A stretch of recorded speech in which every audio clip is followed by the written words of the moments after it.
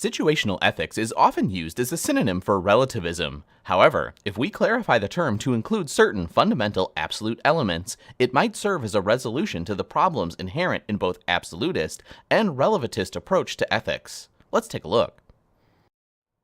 Relativism, on the one hand, is criticized because it must allow any practice to be considered good if it's considered good by some people. Therefore, even human sacrifice and cannibalism would be considered to be moral, a thoroughly unpalatable consequence of accepting this doctrine.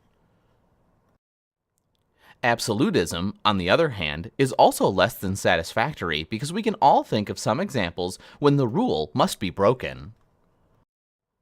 Situational ethics is the philosophical position that although there are few universal truths, different situations call for different responses.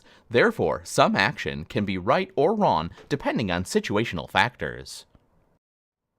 Moral pluralism is the concept that there are fundamental truths that may dictate different definitions of what is moral in different situations. The solution that will be offered here, whether one calls it situational ethics or some other term, is as follows. There are basic principles of right and wrong. These principles can be applied to ethical dilemmas and issues. These principles may call for different results in different situations, depending on the needs, concerns, relationships, resources, weaknesses, and strengths of the individual actors. Situational ethics is different from relativism because absolute laws are recognized, whereas under relativism, there's no absolute definitions of right and wrong.